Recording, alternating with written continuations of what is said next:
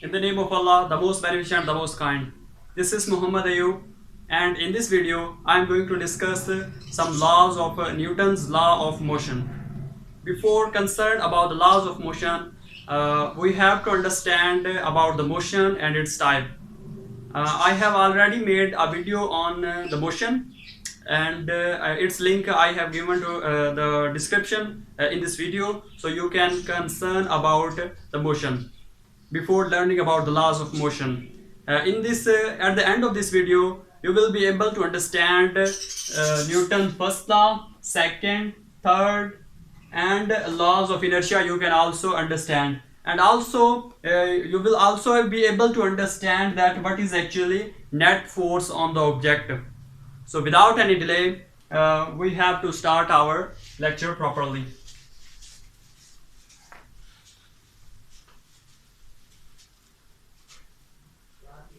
First of all, we have Newton's first law of motion. Newton's first law of motion. Newton's first law of motion states that a body continues its state of motion or rest until an external force acts on the body. Motion, linear motion. Here is the word linear motion. A body continues its state of linear motion or rest until an external force acts on the body. It means that when an external force acts on the body to produce some disturbance, then we say that this is the first law of motion, Newton's first law of motion. अब इसे हम explain करते हैं कि Newton first law of motion ये कहता है कि कोई भी ऑब्जेक्ट या कोई भी बॉडी उस वक्त तक अपनी रेस्ट की हालत में या लीनियर मोशन की पोजीशन में रहेगी अनटिल जब तक कि हम उस पर कोई एक्सटर्नल फोर्स अप्लाई ना करें उसकी स्टेट को या उसकी पोजीशन को या उसकी कंडीशन को चेंज करने के लिए. I will try my best to explain these laws with the help of suitable our daily life examples. So we have an example about the Newton's first law of motion, that a very simple object that we have a table we have a book which we put on the table. The book may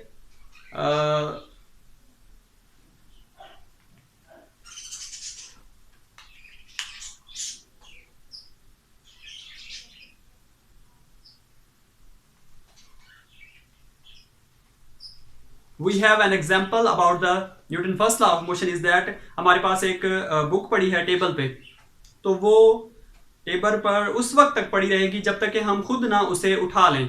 तो ये है उस Newton first law of motion की example कि book अपनी खुद ब खुद अपनी पोजीशन चेंज नहीं करेगी जब तक कि हम उस पर फोर्स अप्लाई ना करें, उसकी पोजीशन को चेंज ना कर दें. सेम इसी तरह कि कोई भी एक कार मूव कर रही है स्पीड के साथ, लीनियर स्पीड के साथ या कांस्टेंट स्पीड के साथ, तो वो उस वक्त तक अपनी स्पीड को चेंज नहीं करेगी या वो उस वक्त तक अपनी पोजीशन को चेंज नहीं करेगी या वो उस वक्त तक नहीं रुकेगी जब तक कि हम कोई एक्सटर्नल फोर्स अप्लाई ना कर दें. तो ये है हमारा Newton first law of motion, जिसे हमने दो सूटेबल एग्जांपल के साथ एक्सप्लेन किया कि कोई भी ऑब्जेक्ट रेस्ट की हालत में या मोशन की हालत में उस वक्त तक अपनी पोजीशन चेंज नहीं करते जब तक कि हम उस बॉडी के ऊपर या ऑब्जेक्ट के ऊपर एक्सटर्नल फोर्स अप्लाई ना कर दें. नेक्स्ट हमारे पास है Newton first law of motion से related law of inertia. Law of inertia, Newton first law of motion को ही हम लॉ ऑफ इनर्शिया कहते हैं। इससे प्रीवियस वीडियो में जो 3.1 हमारा टॉपिक था, फोर्स, इनर्शिया एंड मोमेंटम, उस टॉपिक में हमने इनर्शिया के बारे में कंप्लीटली लर्न किया था कि एक्चुअली में इनर्शिया है क्या। तो इस वीडियो में मैं दोबारा से रिवाइज करता हूं कि इनर्शिया है क्या। Inertia is the property of an object which oppose its which oppose to change its state, यानी कि कोई भी ऑब्जेक्ट अपनी रेस्ट या पोजीशन की हालत में हो तो अगर हम उस पर फोर्स अप्लाई करें उसकी पोजीशन को चेंज करने के लिए तो वो इस चीज को अपोज करेगी। तो ये अपोज करना किसी भी ऑब्जेक्ट का ये कहलाता है इनर्शिया। तो बिल्कुल Newton first law of motion इस चीज से बिल्कुल ही रिलेट कर रहा है कि किसी भी ऑब्जेक्ट पर हम कोई भी ऑब्जेक्ट उस वक्त तक रेस्ट या मोशन की हालत में रहेगी जब तक कि कोई एक्सटर्नल फोर्स अप्लाई ना की जाए। तो हम कह सकते हैं Newton first law of motion is also known as the law of inertia. Newton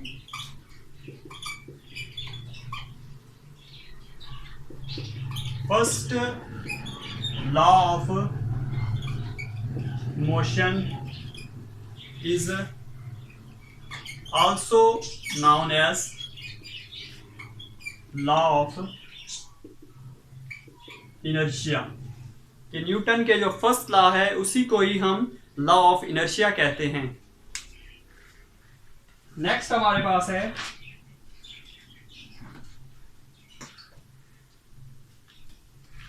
Newton second law of motion.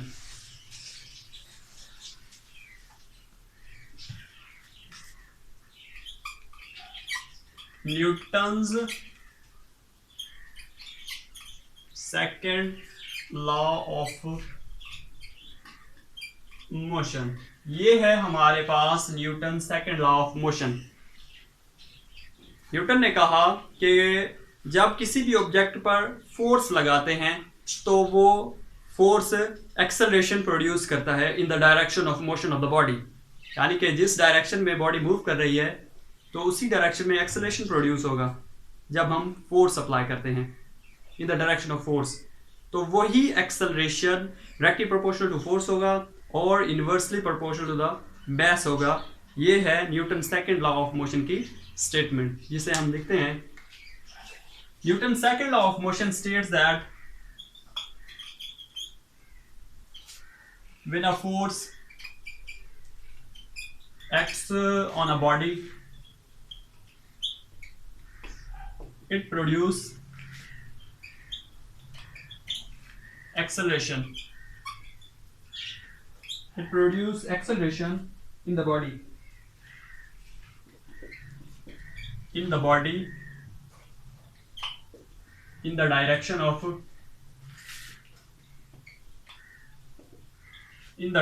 of force. This acceleration is directly proportional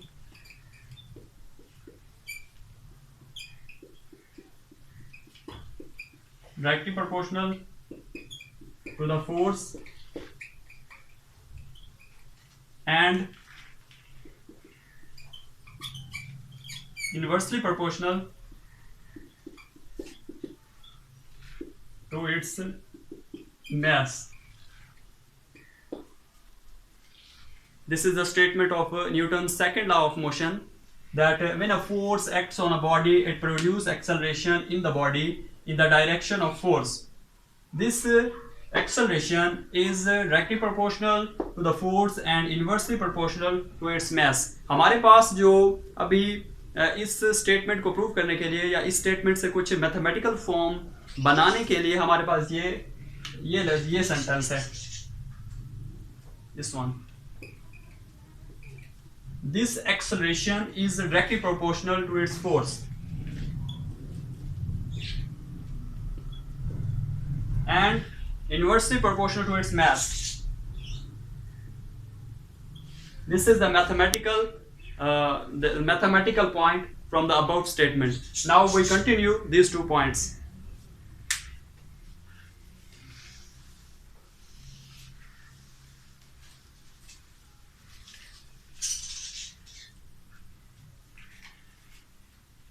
acceleration directly proportional to force and acceleration inversely proportional to mass. Here is the 2 points. We can combine these 2 points just like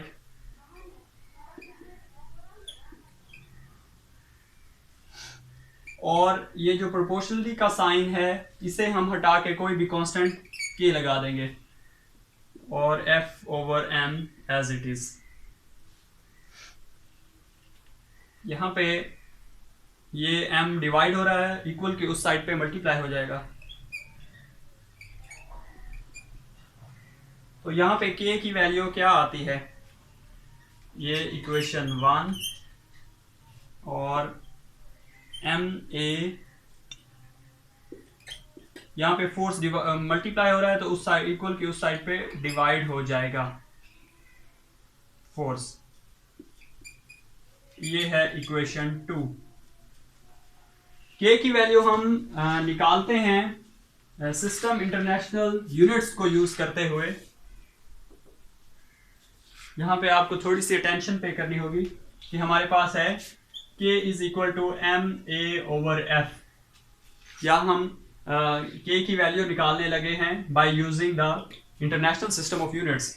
international of system of units के मुताबिक m जो है इसका unit है mess, m mess है, इसका unit होगा kilogram, और a है हमारे पास एक्सेलरेशन, एक्सेलरेशन का यूनिट होता है मीटर पर सेकेंड स्क्वायर. ये हमने चैप्टर फर्स्ट में पढ़ा था. सिमिलरली फोर्स, फोर्स का यूनिट होता है न्यूटन, और न्यूटन इक्वल होता है kilogram metre per second square. ये भी हमने चैप्टर फर्स्ट में लर्न किया था. तो ये दोनों कैंसिल आउट हो जाएंगे, तो k की वैल्यू हमारे पास आ जाएगी 1 by using system international system of units. तो हम k की वैल्यू पुट कर सकते हैं इक्वेशन 1 में. इक्वेशन 1 में जब पुट करेंगे तो हमारे पास ये आएगा M A is equal to F, और F is equal to M A. ये है हमारे पास Newton second law of motion, the mathematical form of Newton second law of motion, F is equal to M A. अब further हम move करते हैं कि फोर्स का जो यूनिट है वो क्या है. फोर्स का यूनिट हम इधर से ही निकाल लेते हैं, इस फॉर्मूले से ही हम ड्राइव करते हैं कि एक्चुअली में what is the unit of force. Mass का यूनिट होता है किलोग्राम, और एक्सेलरेशन का यूनिट होता है मीटर पर सेकेंड स्क्वायर. ये भी यूनिट वैलिड है, लेकिन एक्चुअली में जो फोर्स का यूनिट है सिस्टम इंटरनेशनल में वो है यूनिट. तो हम कह सकते हैं न्यूटन, तो हम कह सकते हैं कि newton is equal to kilogram metre per second square. 1 newton is equal to the kilogram metre per second square. अब एक्चुअली में 1 न्यूटन क्या है. 1 न्यूटन हम डेफिनेशन राइट करते हैं न्यूटन की.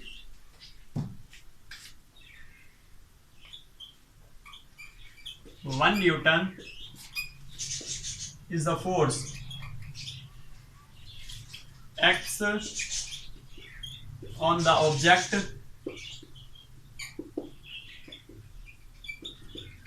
having the mass is 1 kg and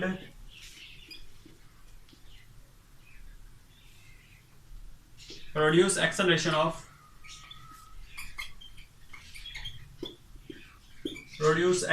of 1 meter per second square. This is the definition about the Newton.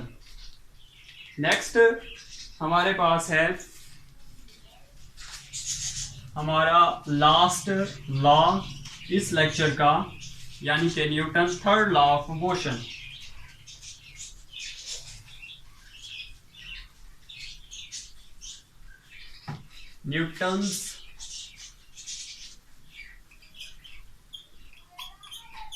Newton's third law of motion. Newton's third law of motion states that to every action there is always an opposite reaction, equal and opposite reaction. यानी कि हर एक reaction का एक opposite reaction होता है, लेकिन equal opposite reaction होता है लेकिन ऑपोजिट. अब हम इसकी स्टेटमेंट राइट करते हैं.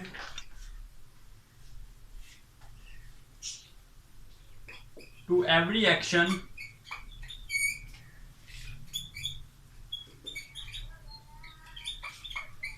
there is always equal but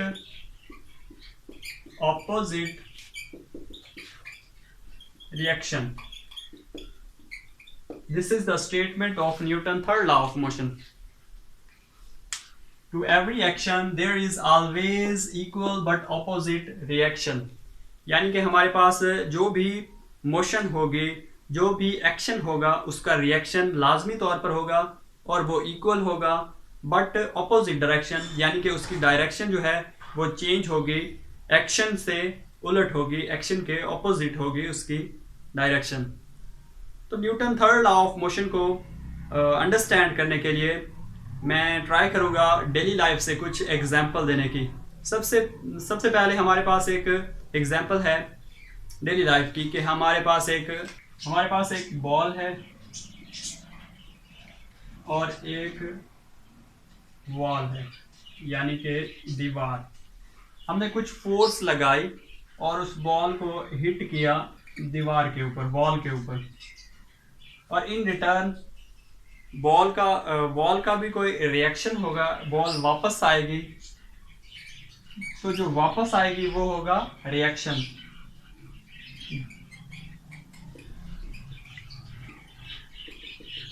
तो ये एग्जांपल जो है वो सेटिस्फाई कर रही है Newton third law of motion को कि एक्शन और रिएक्शन, हर एक्शन का ऑपोजिट रिएक्शन होता है सेम अमाउंट में, बट ऑपोजिट डायरेक्शन. तो ये आप खुद भी एनालाइज कर लें. ये हमारी जो एग्जांपल है इससे कि हमने बॉल को फोर्स लगाई, हिट किया बॉल के ऊपर, और बॉल हमारे पास वापस बाउंस बैक हो गई with the same amount of force but opposite direction. Next हमारे पास एक एग्जांपल है. Let's suppose we have a table.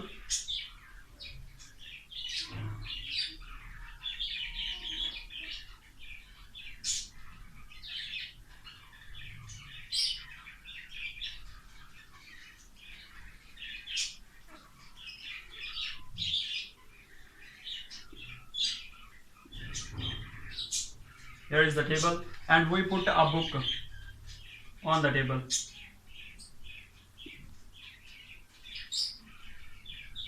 According to Newton, the force of gravity acting on the body,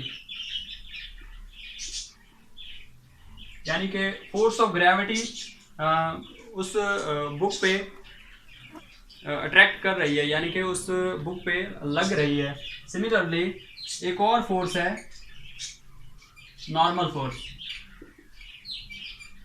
उस object को equilibrium में रखने के लिए एक और नॉर्मल फोर्स एक्ट कर रही है उसे बैलेंस करने के लिए. तो ये भी Newton third law of motion को सेटिस्फाई कर रही है कि ऑब्जेक्ट अपनी इक्विलिब्रियम पोजीशन में पड़ी है. ये भी Newton third law of motion को सेटिस्फाई करती है.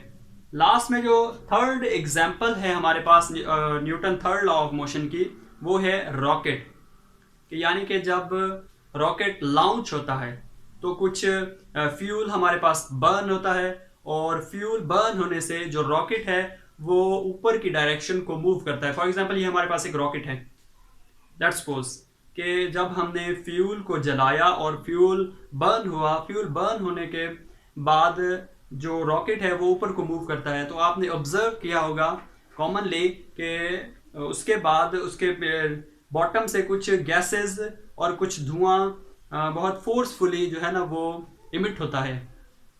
तो जो रॉकेट का ऊपर जाना वो है रिएक्शन, बट जो गैसेस और धुआं और जो बाकी अदर चीज़ें हैं उनका इमिट होना वो है रिएक्शन. तो ये रॉकेट की एग्जांपल भी Newton third law of motion को सेटिस्फाई कर रही है। इसके बाद एक और टर्म जो इस टॉपिक में है वो है, छोटी सी टर्म है कि नेट फोर्स। नेट फोर्स क्या है? नेट फोर्स एक्चुअली में the sum of all forces acting on a body is known as the net force और रिजल्टेंट फोर्स। इसके बाद हम चलते हैं Newton second law of motion से रिलेटेड कुछ एग्जांपल्स हमें इस कोर्स में दी गई हैं, इस चैप्टर में, वो हम सॉल्व आउट करते हैं।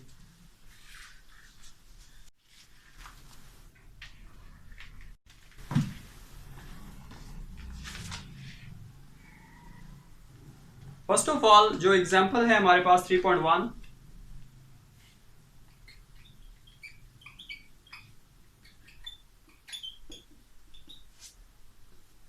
एग्जाम्पल 3.1 में जो स्टेटमेंट है वो है, find the acceleration that is produced by the force of 20 Newton in a mass of 8 kilogram. कि हमने एक्सेलरेशन फाइंड करना है। एक्सेलरेशन को हम ए से डिनोट करेंगे, और किसकी वजह से एक्सेलरेशन प्रोड्यूस हुआ? फोर्स की वजह से, 20 न्यूटन फोर्स की वजह से, और मास है ऑब्जेक्ट का वो है 8 किलोग्राम। तो एक्सेलरेशन हम फाइंड करेंगे by using second law of motion, Newton's. By using Newton second law of motion we have F is equal to ma। तो हम इसे सिंप्लीफाई करते हैं कि हमने एक्सेलरेशन की वैल्यू चाहिए, तो मैस इधर मल्टीप्लाई हो रहा है, इक्वल की उस साइड पे डिवाइड हो जाएगा फोर्स के नीचे। तो हम वैल्यूज पुट करते हैं, a is equal to F over m। Force हमारे पास है 20 और मैस हमारे पास है 8। तो एक्सेलरेशन जो होगा, 20 को डिवाइड करें 8 पे तो वो हो जाएगा 2.5 मीटर पर सेकेंड स्क्वायर। ये है हमारा रिक्वायर्ड आंसर एक्सेलरेशन, कि हमारे पास एक्सेलरेशन फाइंड आउट करना है, फोर्स हमें गिवन है, मैस गिवन है, तो सेकेंड लॉ ऑफ मोशन को यूज करते हुए हम एक्सेलरेशन आसानी से। नेक्स्ट हमारे पास एग्जांपल 3.2 है। 3.2 में जो स्टेटमेंट है वो है, a force acting on a body of mass 5 kilogram produce an acceleration of 10 meter per second square. What is the acceleration the same force will produce in the body of the mass 8 kilogram? तो जो given data है वो हम लिखते हैं। mass है हमारे पास 5 kilogram और acceleration है हमारे पास 10 मीटर पर सेकेंड स्क्वायर। इसी तरह एक और mass है, वो है 8 किलोग्राम और उसका एक्सेलरेशन हमने फाइंड करना है। तो अगर हम इस स्टेटमेंट को अच्छे तरीके से अंडरस्टैंड करें तो उसमें एक बात क्लियरली कही गई है, a force acting on a body of mass 5 kilogram having the acceleration 10 metre per second, this same force acts on a body of other body having the mass 8 kilogram and what is the acceleration that force produce. तो इसमें एक बात कही गई है कि दो objects हैं, उनका मास डिफरेंट है, उनका एक का एक्सेलरेशन गिवन है, सेकंड का एक्सेलरेशन हमने फाइंड करना है, but the force is same. उन दोनों ऑब्जेक्ट्स का जो एक्सेलरेशन प्रोड्यूस हुआ है उनकी फोर्स सेम है, यानी कि ये है m1 और ये a1 और ये है m2 और a2, यानी कि ये फर्स्ट मास ऑब्जेक्ट का मास और ये first acceleration due to the force, और ये m2 है और उसका एक्सेलरेशन हमें फाइंड करना है। लेकिन जो कंडीशन गिवन है वो है हमारे पास F1 is equal to F2, यानी कि एक्सेलरेशन प्रोड्यूस करने के लिए जो फोर्सेस हैं वो सेम हैं। तो हम यूज करेंगे Newton second law of motion, F is equal to ma, F1 is equal to m1 a1, F2 is equal to m2 a2। इस रिलेशन से हम एक्सेलरेशन इजीली कैलकुलेट कर लेंगे, ये m2 को डिवाइड कर देंगे। तो जो एक्सेलरेशन हमारे पास हुआ a2, m1 a1 divided by m2, m1 हमारे पास है 5, a1 है हमारे पास 10, और m2 हमारे पास है 8, a2 हमारे पास हो जाएगा 50 डिवाइडेड बाई 8, तो a2 होगा 50 को डिवाइड करें 8 पे तो 8.25 मीटर पर सेकेंड स्क्वायर। ये है हमारा रिक्वायर्ड एक्सेलरेशन। नेक्स्ट हमारे पास एग्जांपल है 3.3, वो भी सेकंड लॉ ऑफ मोशन को यूज करते हुए हम उसका रिजल्ट भी फाइंड आउट करेंगे। सबसे पहले हम उसकी स्टेटमेंट देखते हैं कि उन्होंने स्टेटमेंट में क्या दिया हुआ है और क्या पूछा है। Example 3.3, a cyclist of the mass 40 kilogram exerts a force of 20 Newton to move a cycle with an acceleration of 3 metre per second. यानी कि एक साइकिलिस्ट है जिसका मैस 40 किलोग्राम है और जो एक्सेलरेशन प्रोड्यूस हुआ वो है 3 मीटर पर सेकेंड स्क्वायर। किसके बदले? फोर्स 200। एक साइकिलिस्ट है जो 200 न्यूटन की फोर्स अप्लाई कर रहा है साइकिल के ऊपर, जिसके बदले में एक्सेलरेशन जो प्रोड्यूस हुआ वो है 3 metre per second square. Next जो उन्होंने पूछा है वो है how much is the force of friction between the road and the tyres. Road और टायर के दरमियान जो फ्रिक्शन होगी वो हमने जस्ट कैलकुलेट करनी है। ये हैं दो टायर्स और रोड और टायर के दरमियान जो फ्रिक्शन है वो हमने फाइंड आउट करनी है। तो फ्रिक्शन फाइंड आउट करने के लिए हमें नेट फोर्स का जानना बहुत जरूरी है। Force of friction mean F और नेट फोर्स जिसे हम एफ नॉट कहते हैं। नेट फोर्स हमें फाइंड आउट करनी चाहिए। नेट फोर्स फाइंड आउट करने के लिए हम यूज करेंगे Newton second law of motion, that is the F is equal to M a. F is equal to mass हमारे पास है 40 और ए हमारे पास है 3, तो जो नेट फोर्स होगी वो है हमारे पास 120 न्यूटन। और force of friction find out करने के लिए हम एक रिलेशन यूज करते हैं। Net force is equal to applied force minus force of friction. Net force को हमने एफ कहा जो हमने फाइंड आउट की 120, और अप्लाइड फोर्स को हमने एफ नॉट कहा, और फोर्स ऑफ फ्रिक्शन को हम एफ कहेंगे जो हमने फाइंड आउट करनी है। नेट फोर्स हमने जो फाइंड की वो है 120 Newton, this one, and applied force is 200 Newton and F force of friction. तो हम क्या करेंगे कि माइनस एफ इधर और 200 न्यूटन को हम इक्वल की इस साइड पे ले जाएंगे। 120 न्यूटन माइनस 200 न्यूटन, तो ये हो जाएगा माइनस 80 न्यूटन, और माइनस माइनस कैंसिल हो जाएंगे, तो F is equal to 80 Newton. ये है हमारा रिक्वायर्ड रिजल्ट, यानी कि 80 Newton is the force of friction between the road and tyre. मैं दोबारा से रिवाइज करता हूँ इस एग्जांपल को कि हमें एक मैस दिया गया, एक्सेलरेशन दिया गया और अप्लाइड फोर्स दी गई, और हमसे पूछा गया कि force of friction find out करें। Force of friction find out करने के लिए हमें नेट फोर्स का जानना बहुत ज़रूरी है, क्योंकि हमारे पास ये रिलेशन है जिसमें नेट फोर्स यूज़ हो रही है। तो हमने नेट फोर्स फाइंड आउट की Newton second law of motion को यूज़ करते हुए, और यहाँ से हमने force of friction find out की रोड और टायर के दरमियान। This is end of lecture. अल्लाह हाफिज़।